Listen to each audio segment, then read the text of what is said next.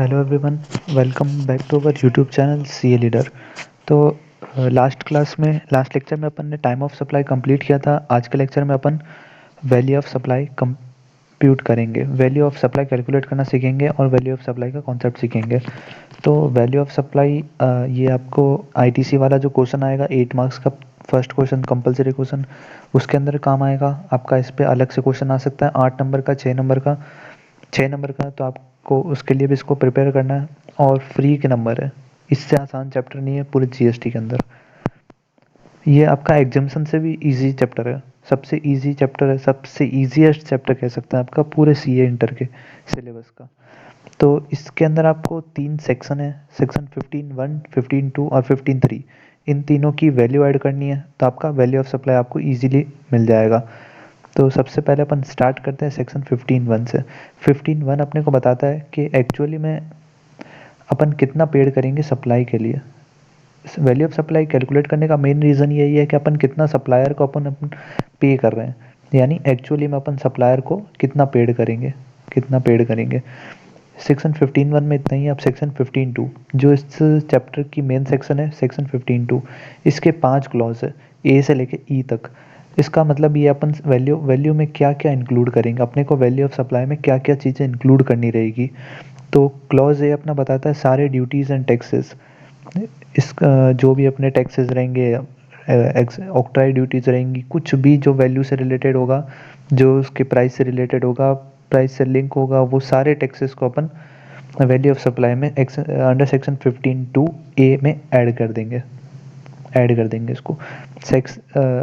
Second B clause में अपन देखेंगे जो भी अपन थर्ड पार्टी को पेमेंट करते हैं, थर्ड पार्टी पेमेंट जैसे आप वो जो जब अपन ट्रक्स का वेट करते हैं तो अपन किसी थर्ड पार्टी को पेमेंट करते हैं, ट्रक्स का वेट कैलकुलेट, उससे शायद कुछ जैसे धर्मादा या ऐसा कुछ कहते हैं, धर्म काटा के अंदर अगर पेमेंट कर रहे हैं यानी अपन थर्ड पार्टी को पेमेंट कर रहे हैं, तो थर्ड पार्टी का पेमेंट टोल पेमेंट हो गया। ये सारी चीज़ें सेक्शन 15(2) क्लॉज बी के अंदर अपनी ऐड हो जाएगी। जो रिसिपेंट इनकर्ड करता है लेकिन एक्चुअली में सप्लायर बॉर्न करता है।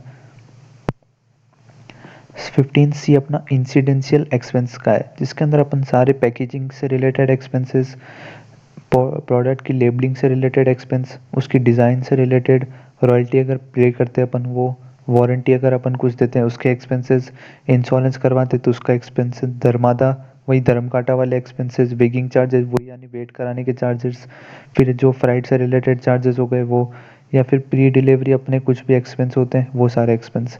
तो 15(c) के अंदर ये चीज़ अपने को कंसिडर करनी है। अब 15(d) के अंदर जो भी अपना interest, late fee, penalty for delay payment, ठीक है। इस अगर अगर इंटरेस्ट ऑन अपना लोन्स एंड एडवांस है, वो सप्लाई ऑफ सर्विस तो है, लेकिन आपको ये चीज़ ध्यान रखनी पड़ेगी वो एग्जम्प्ट होगा, उसको अपन वैल्यू में ऐड नहीं करेंगे। नेक्स्ट चीज़ इसमें देखनी है interest, late fee, payment, penalty for late consideration. Late consideration word देखना, अगर लेट कंसिडरेशन आता है तो टैक्सेबल है यानी वैल्यू ऑफ सप्लाई में अपन इसको ऐड कर देंगे। नेक्स्ट ई क्लॉज अपना सब्सिडी से रिलेटेड है, सब्सिडी से रिलेटेड ये पॉइंट थोड़ा सा बच्चों को कंफ्यूज करता है, लेकिन आज आपका कंफ्यूजन दूर हो जाएगा। अगर सब्सिडी अगर गवर्नमेंट देती है, सब्सिडी अपने को गवर्नमेंट से रिसीव होती है तो उसको वैल्यू में ऐड नहीं करना है। सब्सिडी अगर अपने को गवर्नमेंट से रिसीव होती है तो अपने को उसको वैल्यू में ऐड नहीं करना है, उसको एक्सक्लूड करना है, उस सब्सिडी को कंसिडर ही नहीं करना है। अगर कोई भी सब्सिडी किसी अदर के द्वारा दी जाती है यानी अदर देन गवर्नमेंट, अगर वो प्राइस से डायरेक्टली लिंक्ड है तो अपन उसको वैल्यू में ऐड कर देंगे, अगर प्राइस से लिंक्ड नहीं है तो उसको अपन वैल्यू ऑफ सप्लाई में ऐड नहीं करेंगे। तो अब सब्सिडी का अगर देखने जाए तो नॉर्मल सा फंडा है, अगर गवर्नमेंट से मिलती है तो उसको वैल्यू में ऐड नहीं करना है, अगर अदर से मिलती है, अगर प्राइस से लिंक है तो ऐड करना है, प्राइस से लिंक नहीं है तो अपने को ऐड नहीं करना है वैल्यू ऑफ सप्लाई में। नेक्स्ट अपना 15(3), सेक्शन 15(3) डिडक्शन ऑफ डिस्काउंट। अगर अपने को डिस्काउंट मिलेगा तो अपन उसको अपने को उसमें उसको वैल्यू में से ऐड करेंगे ना अपन, तो वैल्यू फाइनल वैल्यू तभी आएगी अपन जब अपन डिस्काउंट हटाएंगे। तो डिस्काउंट के 2 केसेस है, अगर वो बिफोर और at the time of supply मिलता है, या सप्लाई से पहले ही मिल जाता है या सप्लाई के टाइम पे मिलता है, तो उसको अपन डायरेक्टली डिडक्ट कर देंगे वैल्यू ऑफ सप्लाई में से।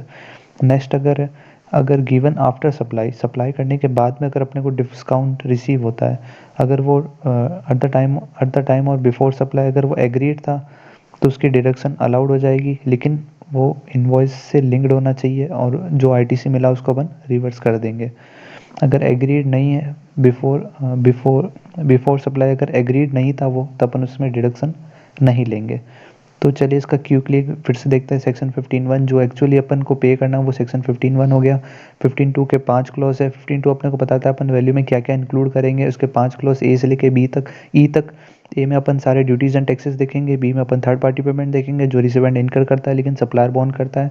फिर सी क्लॉज के अंदर अपन जो भी सारे इंसिडेंशियल एक्सपेंस है यही है, ये अपने को कंसिडर करने हैं। फिर डी क्लॉज अपना इंटरेस्ट लेट फी पेनल्टी का, अगर इंटरेस्ट लोन्स एंड एडवांस पे तो उसको अपन इंक्लूड नहीं करेंगे, एग्जम्प्ट है इसलिए। अगर interest late fee penalty consideration के लिए तो टैक्सेबल है तो वैल्यू ऑफ सप्लाई में ऐड हो जाएगा। अगर सब्सिडी गवर्नमेंट से रिसीव होती है तो उसको वैल्यू में ऐड नहीं करेंगे। अगर अदर पार्टी से रिसीव होती है, अगर वो डायरेक्टली लिंक टू प्राइस है तो उसको वैल्यू ऑफ सप्लाई में ऐड कर देंगे, लेकिन अगर लिंक नहीं है तो अपन वैल्यू में ऐड नहीं करेंगे।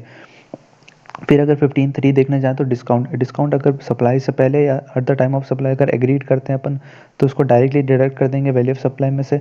अगर आफ्टर सप्लाई रिसीव होती है, लेकिन अगर आफ्टर सप्लाई के दो केस है, अगर या तो एग्रीड था एट द टाइम और बिफोर द सप्लाई तो अपन डिस्काउंट डिडक्शन अलाउ कर देंगे, लेकिन वो इनवॉइस से लिंक्ड होना चाहिए और उसका आईटीसी जो भी अपने को मिला था उसको अपन रिवर्स करेंगे। लेकिन अगर एग्रीड ही नहीं है डिस्काउंट तो उसको अपन अलाउड नहीं करेंगे। यहाँ पे आपका ये वैल्यू ऑफ सप्लाई चैप्टर खत्म होता है। आपका जीएसटी, इसी के साथ आपका जीएसटी का मॉड्यूल 1 पूरा हो रहा है आज। नेक्स्ट अपन थोड़े जीएसटी को थोड़ा होल्ड पे रखेंगे, बाकी सब्जेक्ट को कवर करेंगे, उसके बाद फिर से अपन जीएसटी का मॉड्यूल बी कवर करेंगे। Thank you so much.